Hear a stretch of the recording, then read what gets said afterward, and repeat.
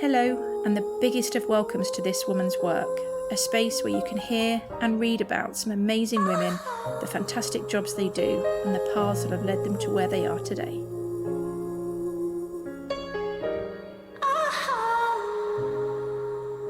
I'm here today with Amy and Jo. Hi, girls. Hi. Hello.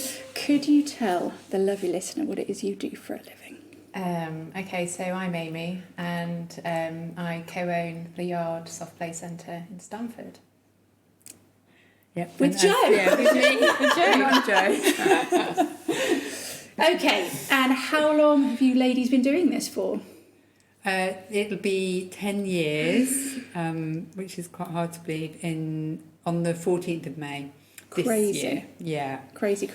Okay, before we go from there, I always like to track back a little bit first, and we're going to have a quick chat about little Amy and little Jo, and what we like, what we into, because we're just trying to get a feel for what's brought you to this amazing place. So, let's start with little Jo.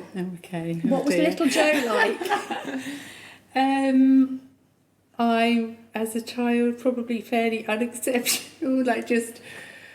I coasted through school and I did what I needed to get by. Fairly creative person, I'd say, with an interest in people.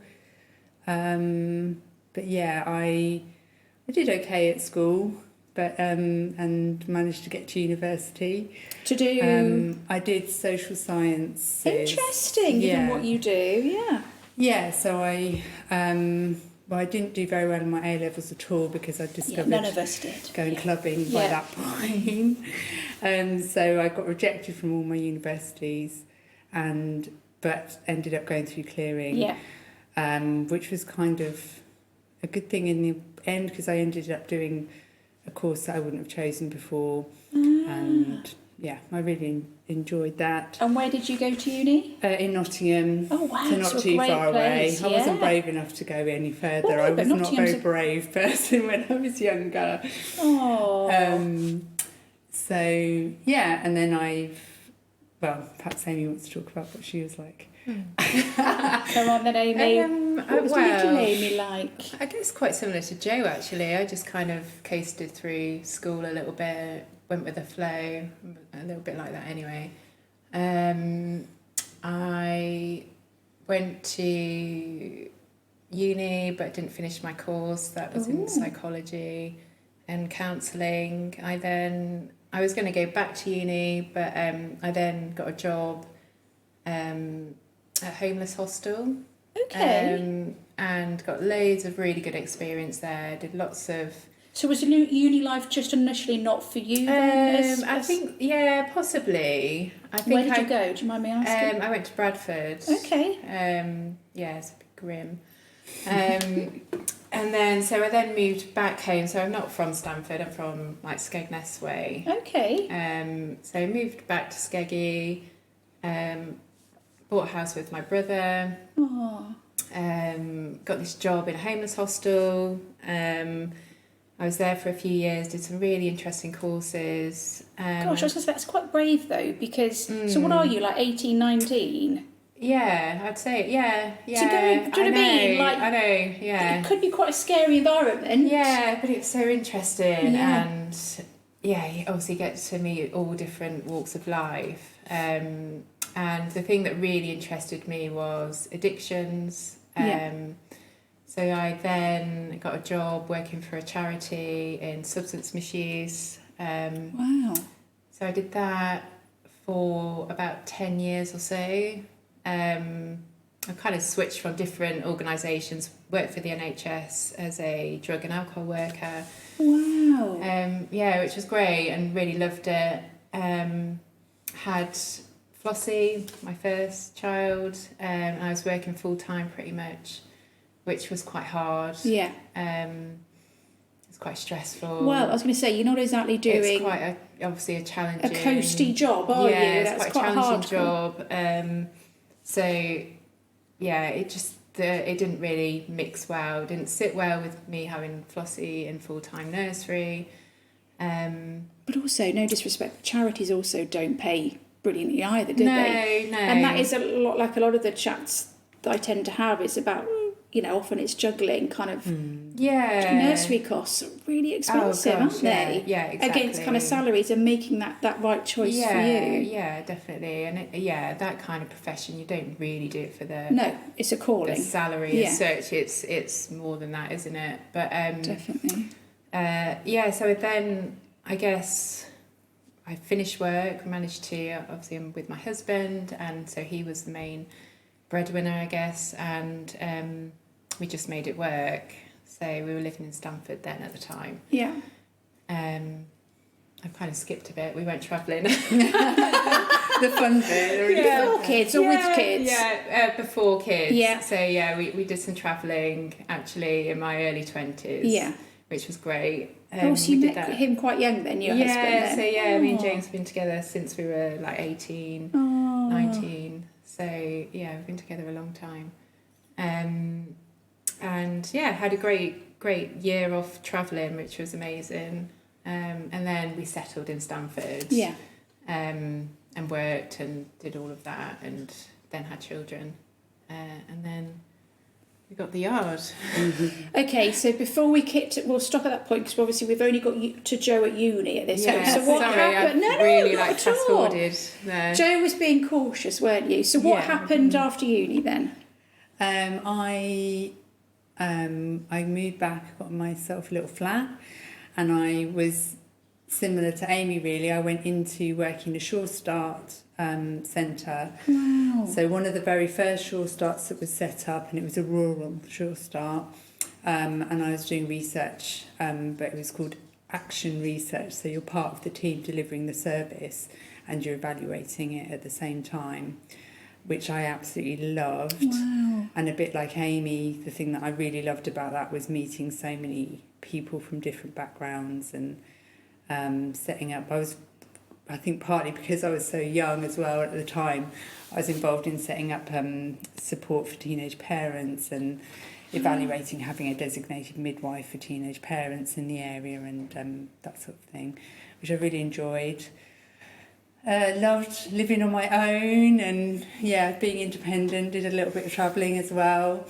And then my boyfriend at the time, who's now my husband, was living in London. So a lot of my friends were moving to London, so I don't really remember actually making a decision, but at some point I made the decision to just drop everything and move to London. Yeah.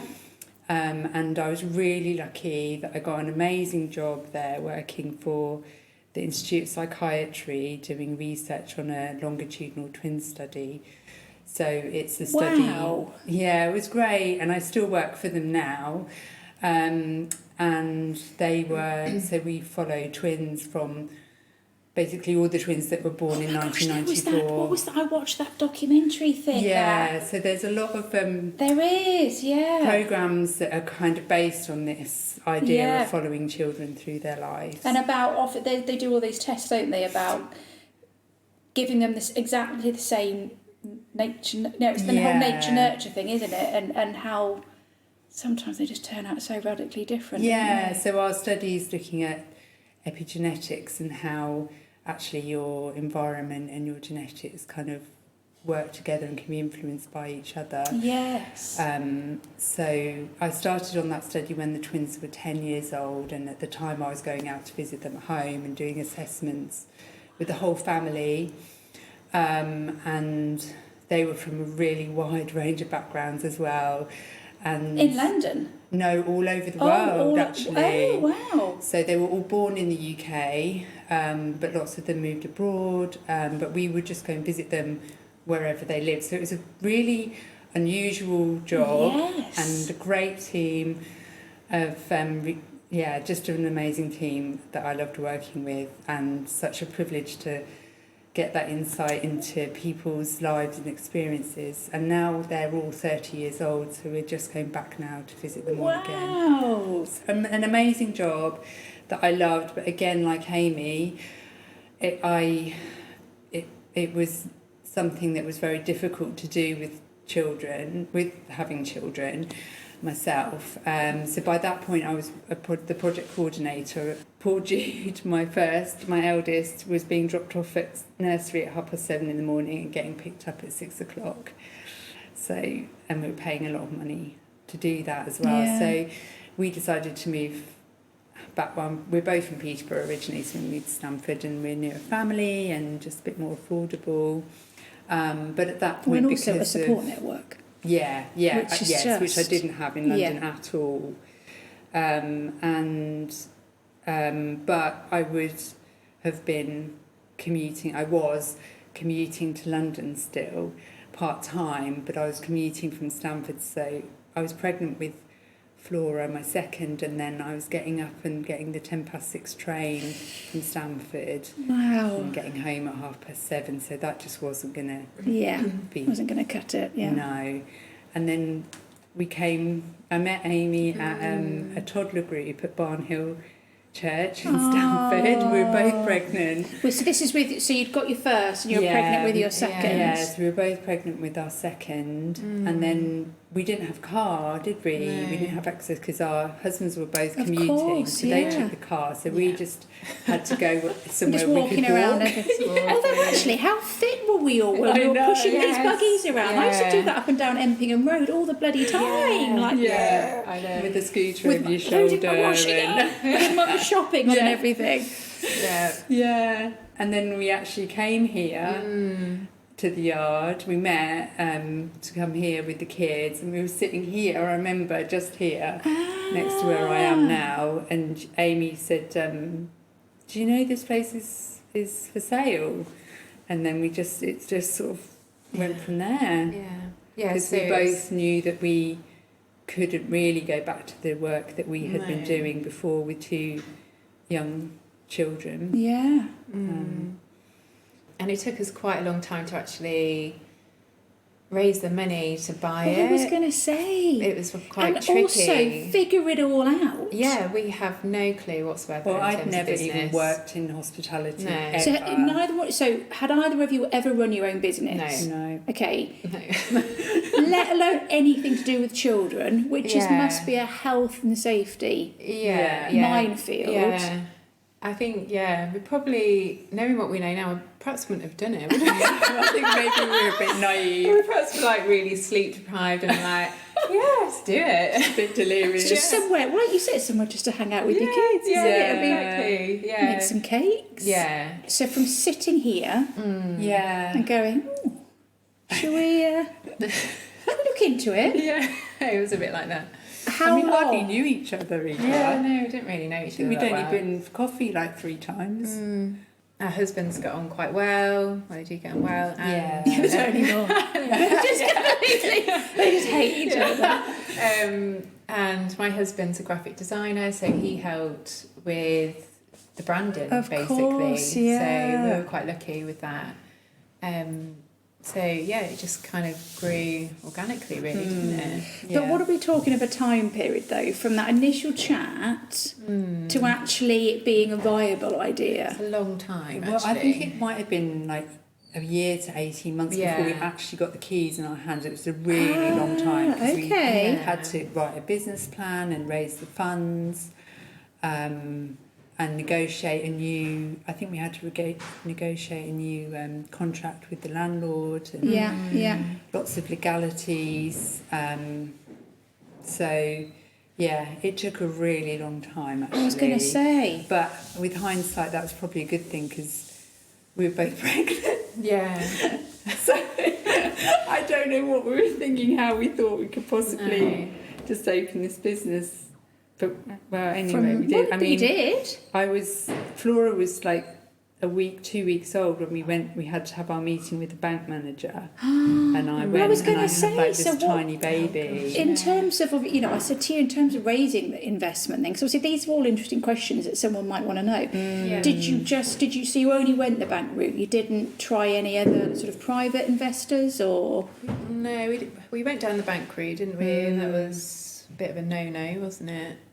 Even though we had half the funds, so we weren't asking for a huge amount at all. So we were able to kind of match what we'd already had. But they just were not interested whatsoever. So we actually just did a Tesco loan. You're kidding? No.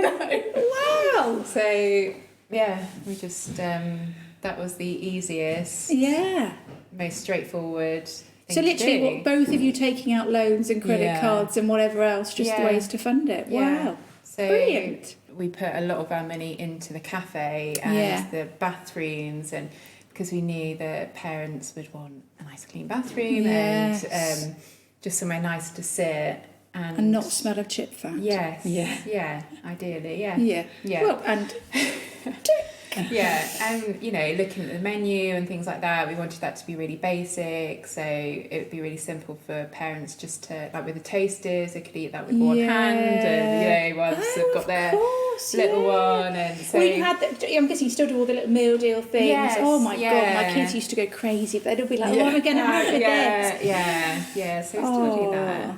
So wow. Yeah. Okay, so what date did you get the keys? 14th of May. Oh yeah, you did say that. Yeah, 2014. Yeah. And then what then happened from that point? What was the point that you opened then, or did you open? We had 2 weeks. We had a 2 week cleaning blitz and paint. Repainted everything. Yeah.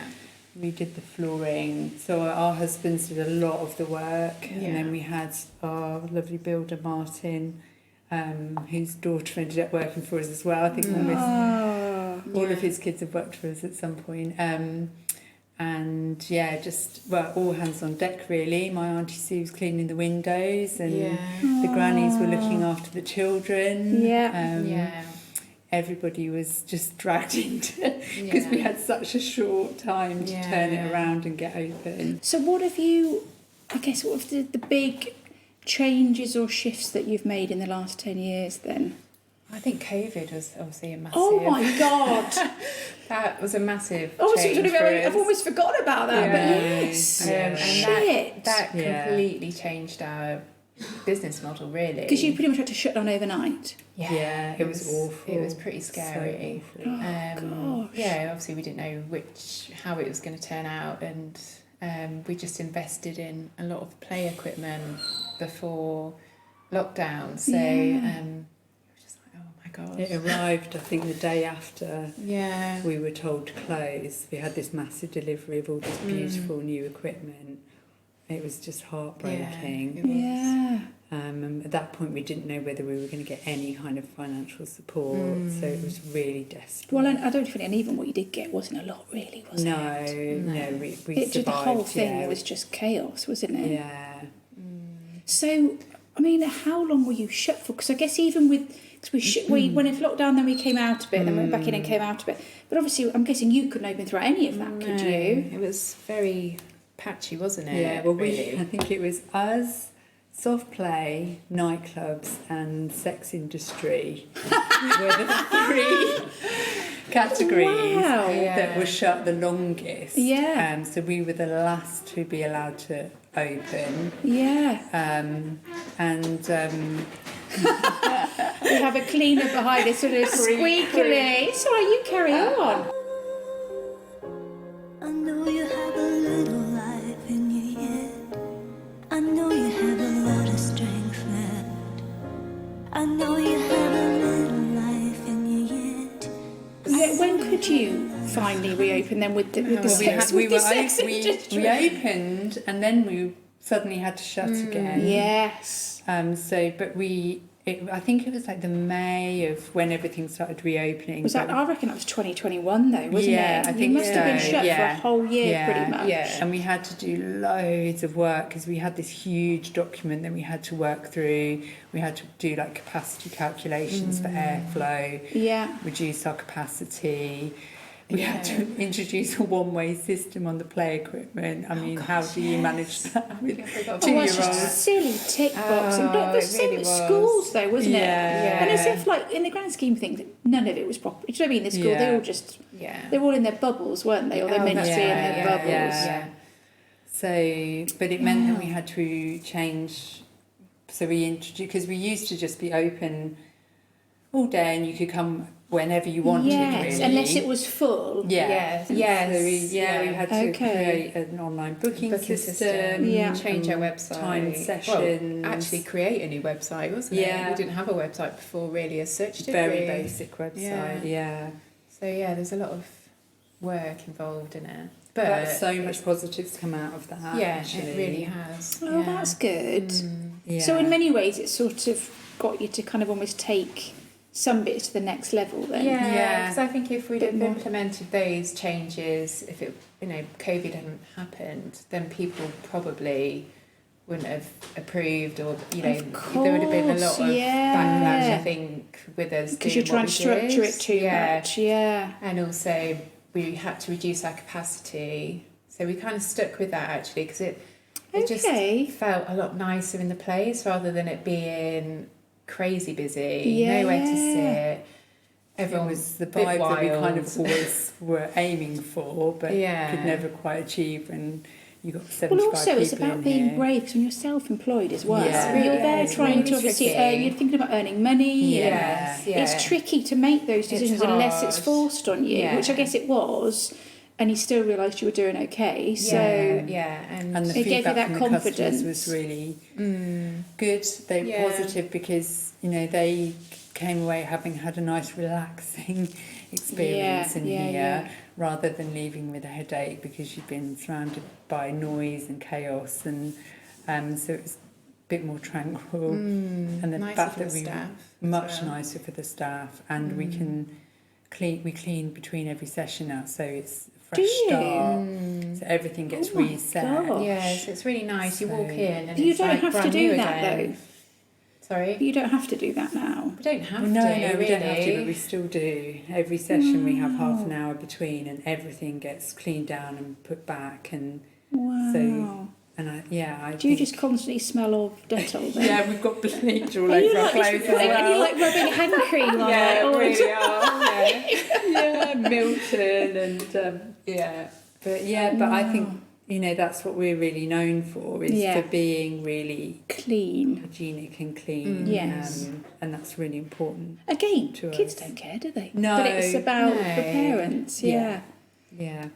Oh wow. Okay. I guess what have you learned either about yourselves or about the kids, or equally about the sex industry? If you want to close that loop again, those me closing that loop. Let's face it, they will never have shut. No, exactly. I mean, who on earth was ever regulated in the first place? What have you learned most of all, do you think, about all of it, but I guess particularly COVID, about yourselves, about each other? You obviously still like each other. Yes. Husband still get on. Friends, I mean, I think we've been so lucky that we do work so well together, and I think we bring different things, don't we? And Amy's very creative, and she's got good style, and she's got high standards as well. Amy's always looking at how we can improve and maintain our high standards. Whereas Jo's she's like the practical one. Gets it done. I'm the one that changes the light bulbs. And times the toilet seats and all the glamorous things. So if all else fails, you could become a really effective handy woman, couldn't you? Yes, you could. Do you know what I mean? Could be a whole sideline for you there. But I mean, you're good at the business side of it as well. That was a wince. We like to kind of. Well, look, you're still in business. We know what we're doing. You're still here. You're smiling. You could be on drugs for all I know, but you're smiling. So it must be going okay. Yeah, it is. I think it's a business. It's like a lifestyle business, really. That's how it started. We knew. We just wanted to make a living. We wanted to be with our kids, and it worked. And I think that's what probably spurred us on more to keep on growing the business, keep up to date with how it looks, and keep it fresh and interesting. And because we really enjoy it, and we've got a really lovely team. So this is going to be a really cool place to work, though, isn't it? Yeah, it's a nice. I love coming in. We don't have to, but we still come in every morning for coffee because it's just so nice. I mean, what's next then? in the world That's a good of... question. Yeah. Because obviously one of the questions I was going to ask you, and I will now ask you, is you didn't... And I probably must have asked you this at the time. You didn't fancy opening another branch? Or... Because that's often the way with these things. You go, OK, we're nailing this. Let's go and do it, you know. We have kind of thought about it a lot, and we go through stages. I mean, we both had other things going on, big projects. Amy's got a big house project going on at the moment, and I've worked elsewhere as I've, you know, gone back into my research career as well. So we've had other things sort of distracting us, but it's always at the back of your mind. There, that, you know, you could just replicate it now. I think it's that, like we said before, it needs to be really worth it. Yeah. Because at the moment, it's a balance of not being too stressed, having time to be with your children while they're still around and young, actually want to hang out with you, which you might not want to in a few more years. Do you want to step it up to the next level where you're constantly distracted and stressed and, you know, maybe travelling to another site all the time? So I think that's something that we're always conscious of, isn't it? That if we do it, it's got to be really, really worth it. Yeah, because I mean, it's a business that is like 24/7. Really, you know, you don't really switch off when you finish work. It's fitting all the other things in whilst you're at home. Ordering all the stock, all that kind of stuff. And we're open 7 days a week. Managing staff. I mean, that's just... Yeah. That was a big Best bit then? It could be a memory, or what's been the best bit about doing this? I think just being able to create a really cool hub for local families, creating great memories for, you know, for kids and for their families. You know, just I think that's just a huge privilege, really, to be able to have done that for people of, you know, in our local community as well, you know, people that we know. And, you know, the business will keep evolving. You know, we've just set up an online shop, and so it will just keep it interesting, and, you know, perhaps one day there might be a yard too, who knows. So well, you could always do, which is the new thing, is like an adult yard. Or, I mean, this isn't, because some of them are, well, down in London, I've seen a couple of things that open, don't they, and you're like adult. Yes. I mean, fortunately, this has probably not quite got the hype. No, it's big on the small side, But those kind of like... exist, where I just wouldn't fancy drunk fishing adults. out beer bottles from the ball pit. And vomit. So, Although I guess it's kind of part of the well, course. the day we got rid of our ball pit was a very good day. That was ball pits. The place to hang out. Yay. Yeah. That was nice when you used to get a call and say someone had an accident in the ball pit. I'm like, Saturday night. Was that like every day? Not every day, but it was enough, wasn't it? Joe and I would have to come up and wash all the balls. It's only clean when you clean it, and then you don't always know what's happening. What's happened in there. It's just Okay, well, that's another good thing about both of you then. You're not easily squeamish, are you? No, I think we're both really hands-on. We just get stuck in, so don't you're we? okay with vomit? I can't do vomit or snot at all. What about poo? No, not really. How many cheeky poos did you come across in the ball pit? Do I even want to know? I can only remember that one, which was a Saturday night. Yes, yeah, that was nice. Yeah, it's really glamorous. Yeah. There you go. Okay, I've done this all the way around really, but I guess what's been the most challenging part? I think in the early days it was juggling, having really young children. It was exhausting, wasn't it? Yeah, it was. When they were because you're juggling expectations now that are high. Yeah. So we day had in, to day out, and all it needs is Yes. some upset parents just start going on Facebook or something, and it can really make or break. And negative reviews are a killer, because They are. when it's your business, it gets you. It's so personal, and you feel it, don't you? And again, they always come on a Saturday night, or you just sat down with a nice glass of wine to watch your favourite programme, and then you get a bing, and you can't. It keeps you awake at night. Actually. When you've worked so hard and done you really have done your best to create a business, but inevitably you're only human. You can't please everyone all the time, can you? No. Anyway, right. So my 3 final questions are: what life advice would you both give to your younger selves? It's number 1. So little Amy and little Joe, what advice would you give them as you now? I would say just be braver and take more risks. Do it while you can, while you're young. I was always I still am really safe. Quite cautious. I think as I'm quite an anxious personality, I like to play it fairly safe. But I think, when I wish I'd just been a bit braver. Fair enough. You said I wish I'd been a little bit stricter.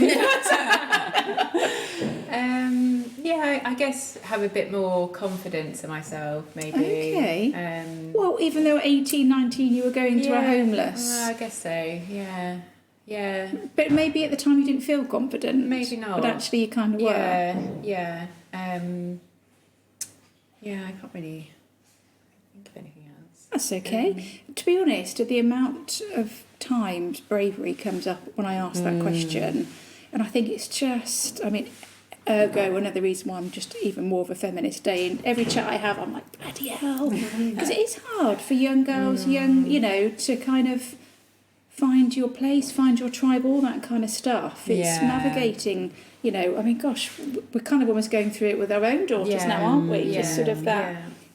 It is tough. Okay, so my second question is life advice or a mantra to throw out into the world now? So as you now, is there a mantra that you live by or life advice that you would like to impart? Could be on other women or anyone. I think to have more. Don't poo in ball pits, obviously. It's quite a big bit of life advice for all ages. Don't go in ball pits. Stop. Don't trust a ball pit. I don't know. If you had a T-shirt, what would it say? If Amy had a T-shirt, what would it say? I can't put it that succinctly. They would fit on a T-shirt. It's all right. But I think I try now to just think about how lucky where I've got to and what I've achieved, rather than, I think nowadays with social media, all of us are always looking up at all the people who we feel like they've done better than us, and they're more successful, and they've got a bigger house, and they've got a flashier car. Or they look to have a what they appear to have. And actually, working in research and psychology, sorry, I'm losing my voice. It's all right. I think all the research says that actually the things that make you really happy and live a long life is your connections with other people, friends, and spending good quality time with people. It's not about what you own, how much money you make. That's what's actually important in life. So I'm trying to. It's so easy with social media, isn't it, to compare yourself to others, and doom feel like you're never as we enough, all do, and you're never good enough, and you need to be striving for more all the time. But actually, I'm never going to look back and think, I wish I hadn't spent so much time with my kids. And that's probably why we've not grown so quickly as a business, because we're trying to just live in that moment a bit more. That's why we did business, it, wasn't because it? we didn't want to be commuting to jobs where we only saw the kids for an hour before bedtime, which was what we were doing. So maybe you kind of heeded your own advice even then. Do you know what I mean? Appreciating what you've got. Yeah. Final question then is life advice that your older self would give you. So the age you're going for is 65, although that is getting like dangerously close to like where I am now. It's depressing. But 65-year-old Joe and Amy, what do you think they would give advice they would give you now? Maybe have a bit more fun, because I just like to go to bed early now. And, if I go out for drinks and I'm home by 10 o'clock and in bed, it's a good night. That's the way we go and you do a bit of day drink. I say this, I don't actually do this, but I said to, because I play netball, and I said to my netball team, we went out for a meal a couple of weeks ago, and I said, and I just offered to the group just casually, I didn't actually mean to say this, I said, well, next time, why don't we go out in the day, do a bit of day drinking, and then we can all be at home, bed by 9. Yeah, great. And it was unanimous. Yes. It was a unanimous yes to that. It's amazing. Even the young little 24-year-old was up for that. Yeah. Which I was very disappointed with. Yeah, but young and kids don't that's go out really, do they, anymore? Not like we did. No, I think the culture's really changed. Really hasn't it? changed. Yeah. I say thank you very much, ladies. Oh, Thank you. It's been good Listen to to reflect.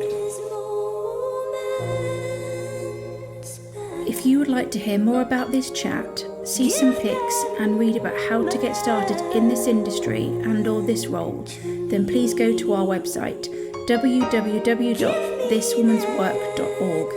The link is on this podcast page and across our socials. Sincere thanks.